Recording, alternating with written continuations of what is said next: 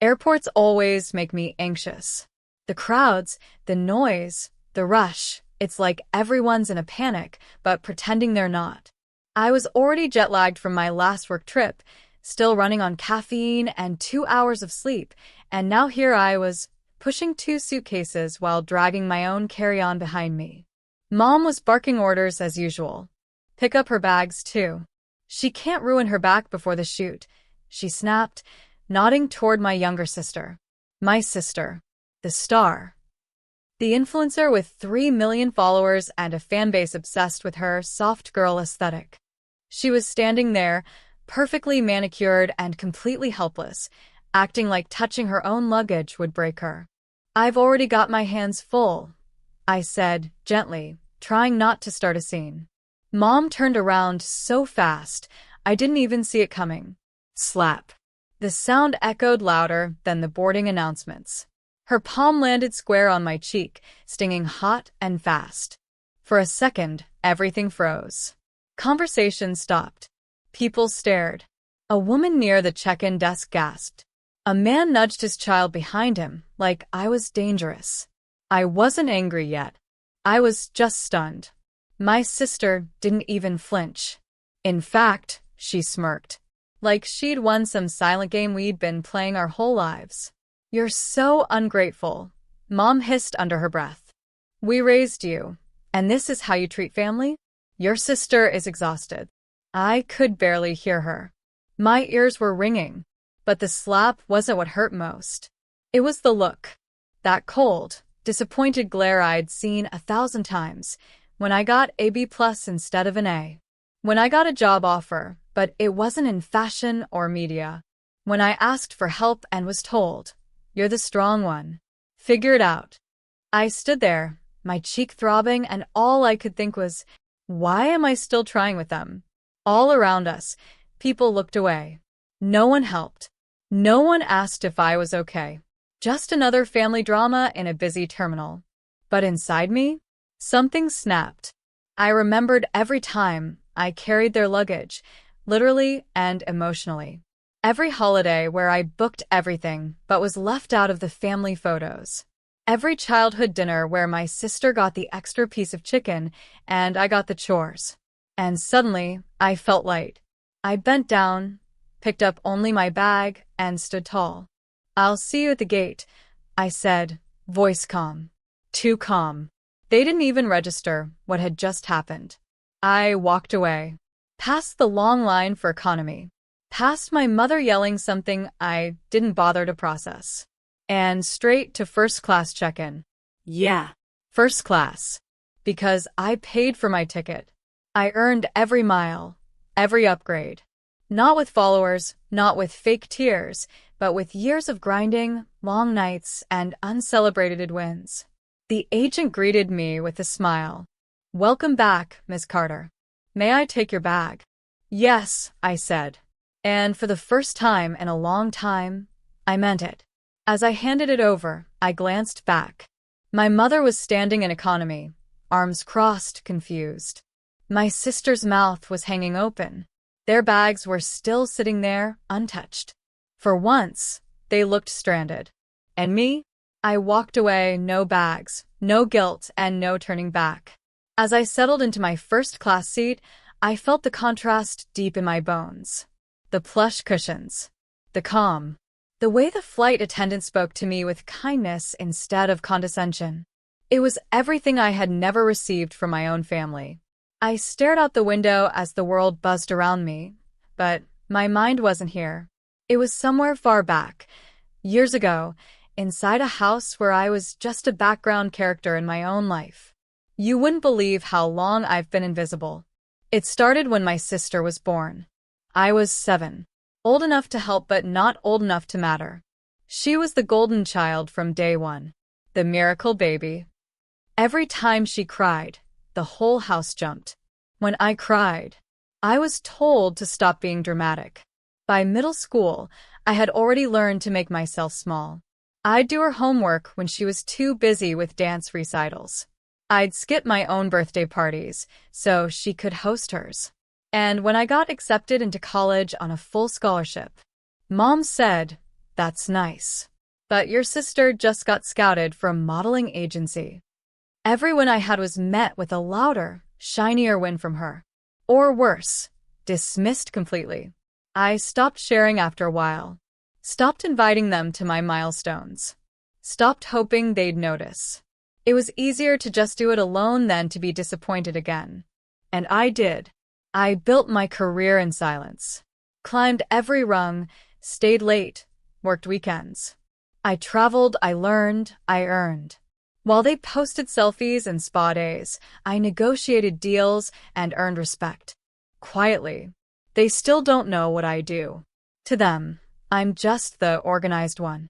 The one who buys tickets, manages the group chat, makes dinner reservations, and stays quiet when someone else takes credit. Like this trip. I offered to fly them out for a family getaway. First time in years we'd all be together. It was supposed to be a gesture of goodwill. I had even planned to upgrade all three of us to business class. But when I told them that, Mom laughed and said, "Business? That's all? Your sister only flies private now." So I downgraded their tickets to economy and kept mine where it was. They didn't know that part. I glanced around first class again. Everything felt different here. Not just the seat, but the silence. No nagging. No smirks. No one asking me to carry anything that wasn't mine. The flight attendant walked by. "Would you like a drink before takeoff?" I nodded. "Champagne, please." My phone buzzed. A message from Mom. "Make sure your sister's bags are safe. You're in charge." I didn't reply. Instead, I turned on Do Not Disturb and closed my eyes. And for the first time in a very long time, I thought, maybe I'm not the invisible one. Maybe they're just blind. You ever feel like you're standing in the middle of your own life, but everything around you belongs to someone else? That's how I felt the day before the flight. We were at the mall, Mom, my sister, and me, supposedly shopping for travel essentials. But somehow, we ended up inside this high-end boutique where everything cost more than my rent used to. My sister fluttered from one glass case to the next, gasping and squealing over every designer purse like they were holy relics. "Oh my God, this one is perfect for my airport pics," she said, holding up a crocodile print bag that cost nearly $5,000. "I need this." I stayed quiet, because I knew what was coming. Mom gave me that look. The one that always came before a favor disguised as a demand. "Do you have your card?" she asked, like it was nothing. "Excuse me?" She smiled like we were sharing a secret. "Just put it on your card. We'll pay you back." They never did. Not once. I stared at the bag. At my sister, already posting selfies with it. At my mom, who didn't blink twice about asking me to finance another moment of their fantasy life. And that's when I realized I wasn't invited on this trip. I was booked as the sponsor. The last straw wasn't even the price tag. It was what my sister said next. "This is such a cute little assistant bag. You'll match, right? You can carry my passport and charger and stuff in yours." She didn't even look at me when she said it. I walked out of the store. No announcement. No tantrum. Just left. I sat on a nearby bench, hands trembling, not from anger, but clarity. A cold, cutting kind of clarity. I opened my phone and texted my assistant. "Cancel all dinner reservations for 3. Rebook for 1. Same luxury hotel. Move the other 2 to the budget property near the airport. And cancel the airport car service for them. I'll keep mine." She replied with a thumbs up. I felt still, like something heavy I'd been dragging for decades had finally dropped. That night, I got a call from Mom. "Where did you go?" "Just needed air." "Well, your sister's bag is gorgeous. Thanks again." "I didn't pay for it," I said flatly. A pause. "But you always do." "Not this time." The next morning at the airport, it was like nothing had happened. My sister was filming an airport fit check for her Instagram. Mom was already complaining about the check-in lines. They didn't even notice that I had one small suitcase, mine. They handed me a stack of bags like usual, assuming I'd fall in line. That's when I hesitated and Mom slapped me. And that was the final confirmation. I had made the right choice. Because you don't slap someone you love.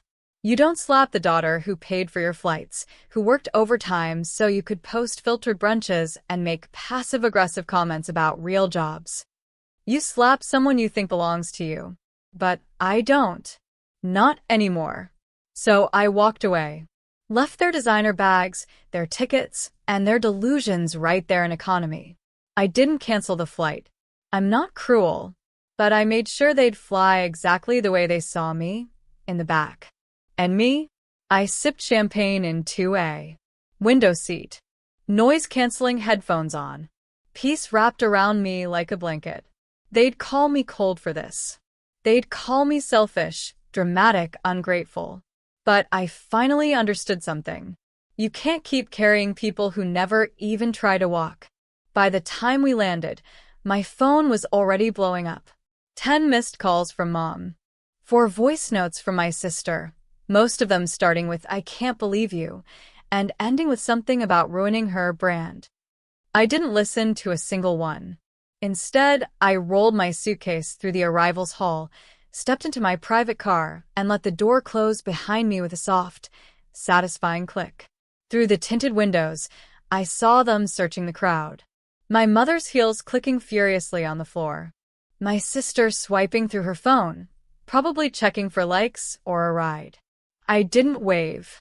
I didn't slow down. They had their bags. They had their tickets. They just didn't have me. The drive to my hotel was peaceful.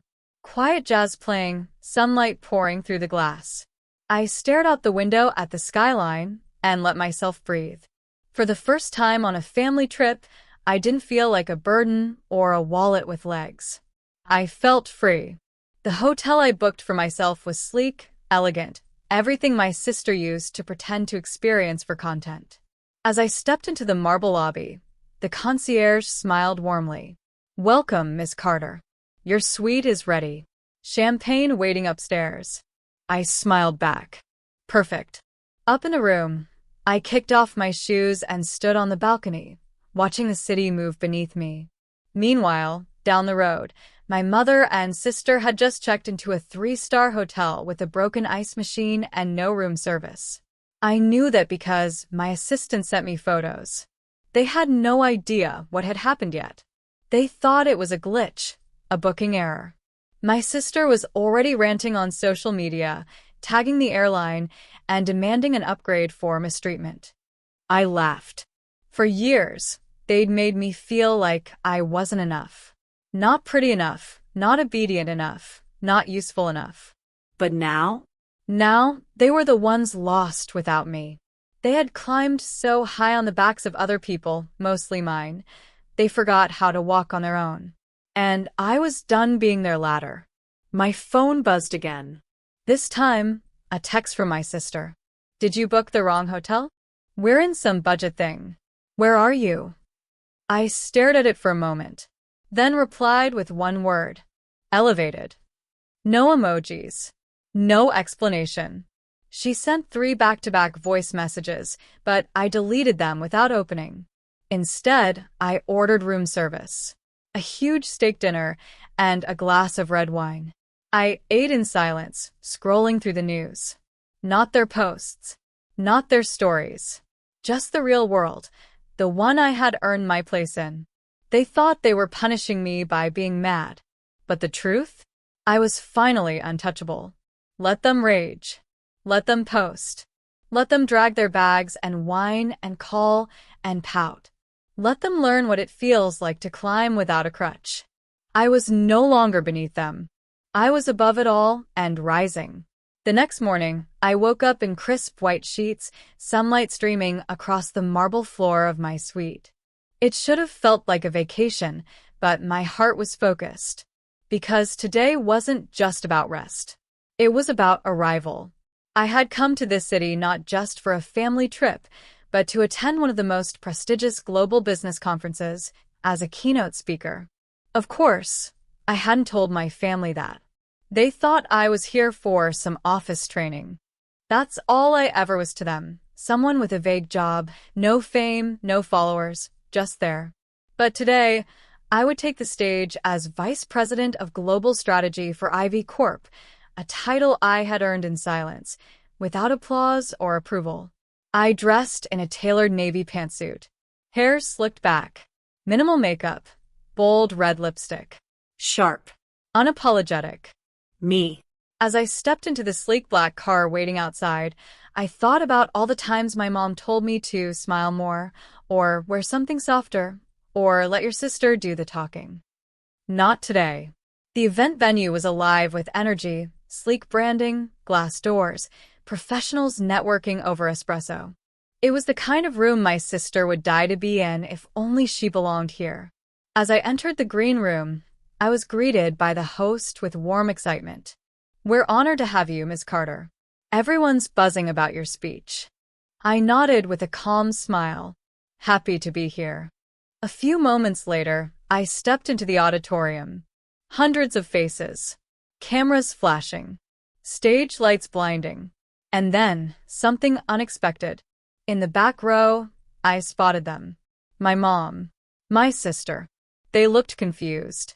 My sister was whispering furiously to someone, probably trying to understand how she didn't know this was happening. Turns out, she had been invited by a friend on the PR team who assumed she was there to support me. My mother's jaw had dropped open. She looked smaller, like the light wasn't hitting her the way it used to. I walked to the podium. A silence fell. The host took the mic and said, "Please welcome Ivy Corp's powerhouse strategist, our keynote for the morning, Ms. Cameron Carter." Applause. Real applause. I took the mic, smiled, and opened with calm, even words.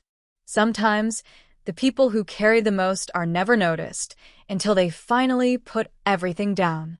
I saw my sister blink. My mom froze, hands clutched together. I went on. I spoke about resilience, about quiet leadership, about building something when no one's watching, and how often women are told to be shadows in rooms they built. And I could feel it, the shift. This wasn't just a speech. This was a reclamation.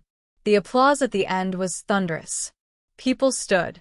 Some even cried. And my family? They were just two faces in the crowd, stripped of their power. Witnesses to a version of me they never bothered to see. Backstage, the host pulled me aside. "That was unforgettable. Would you be open to media interviews this week? Press is asking." I nodded, already feeling the pull of a new chapter opening. Then came the moment I was waiting for. My mom approached slowly, her voice tight. "You never told us you were doing this." I didn't blink. "And you never asked," I said simply. My sister scoffed. "So what, you're like, rich now?" I looked at her, dead in the eye. "I've been rich for years," I said. "Just not in ways you ever cared about." Their silence was delicious. And for once, I didn't feel the need to explain myself. I walked past them toward the exit, where my car was waiting. They could follow if they wanted. But they'd be walking, not riding on me anymore. After the keynote, I returned to the green room to catch my breath. My heart was still thudding, not from nerves, but from something deeper. Validation. Not from them, but from myself. I had spent my whole life chasing approval from people who didn't know how to see me. And now, standing in the spotlight, I finally realized I didn't need theirs at all. But of course, they followed me. My mother came in first, flustered, her voice sharp like always. "Why would you hide this from us? We're your family." I turned to face her calmly. "No," I said. "You're my blood. But you haven't acted like family in a long time." She blinked like I had slapped her. "Funny how that works." She tried again. "You embarrassed us. Everyone's going to think we're nobodies." I let out the softest laugh. "No, Mom." "You embarrassed yourselves." My sister stepped in next, arms crossed like a child who didn't get picked for the school play. "This whole thing was for attention. You could have told us. We would have supported you. You slapped me in an airport for not carrying your bags. I cut in, my voice even. You laughed at my job, mocked my accomplishments, used my money without ever asking if I was okay. She looked stunned. Not sorry, just stunned that I dared to say it. Mom's tone shifted. Well, you've clearly changed. You're cold now. I stepped forward, just enough for them to feel it. I'm not cold. I'm clear. I paused, meeting her eyes. That slap didn't hurt me. Not really. The pain came from all the years before it, when you ignored me, belittled me, and treated me like a backup plan. My sister scoffed. We never asked for anything. I raised an eyebrow. You never had to. They didn't speak, because there was nothing left to say. They'd always assumed I was beneath them. The fixer. The assistant. The girl with no sparkle. But now, the stage had shifted, and they didn't know how to exist without the spotlight. I turned to leave, grabbing my bag. Mom reached out. Wait, are you just going to walk away? I looked down at her hand. You walked away from me years ago. I just never noticed. I stepped outside into the sun. The city buzzed. Cameras flashed. Reporters called my name. But I didn't flinch. I didn't look back. And when the glass doors closed behind me, so did that chapter of my life. Because here's the thing about power. You can't slap it into submission. You can only watch it walk away. The airport felt different on the way back. It wasn't louder or quieter. It just didn't weigh on me like it used to. I wasn't dragging invisible baggage anymore. I moved through security with ease. No hands full of someone else's bags. No orders barked in my ear. No panicked glances trying to manage someone else's meltdown. Just me. My ticket. My peace. At the gate, I handed over my boarding pass. The agent smiled. Ms. Carter, welcome back. Seat 1A. I stepped onto the plane and into first class again. The cabin smelled like warm towels and soft leather. Everything was calm. The kind of calm I used to crave like oxygen. I settled into my seat, pulled out a book, and sipped sparkling water while other passengers shuffled in behind me. That's when I saw them. Mom and my sister, boarding last, looking frazzled, frustrated, and average. They shuffled past row after row until they disappeared somewhere deep in economy. No camera crews. No followers. No special treatment. Just two women trying to pretend they weren't falling apart. A flight attendant leaned down beside me and whispered, "Would you like to offer your seat to family? We had an inquiry at the gate." I smiled. "No, thank you. I already carried them once." The attendant nodded with understanding. "Of course." I turned to the window, watching the tarmac glow gold under the setting sun. For years, I thought love meant service. That being a good daughter meant carrying the load, keeping the peace, swallowing my voice. But that wasn't love. That was survival. Now? I didn't need survival mode. I needed room to breathe. As the plane lifted off the ground, I leaned back into my seat and let out a breath I didn't even realize I'd been holding. Behind me, they were cramped in narrow seats, probably arguing about something small. Maybe they were trying to understand what went wrong. But I wasn't angry anymore. I was just done. And that, more than anything, was freedom. Because this seat, this life, was mine. And I had finally stopped apologizing for it. Coming home felt different this time. No one waiting at arrivals. No fake hugs. No forced family dinners. Just me and peace. I wheeled my suitcase into my quiet apartment, where everything was exactly as I left it. No yelling. No drama. Just the hum of the city outside my window and the soft click of my heels on hardwood floors. I stood there for a while, not doing anything, just being. It was the first time in years that I didn't have to recover from anyone. I unpacked slowly, savoring the silence. That evening, I lit a candle and sat at my desk, staring at a blank Word document on my laptop. At the top, I typed, The Luggage I Left Behind. That was the name of the book I was going to write. Not about travel, not about family, but about letting go of the people who only loved the version of you that served them. Each chapter would be a memory, a lesson, a scar that healed. It wouldn't be angry. It would be honest.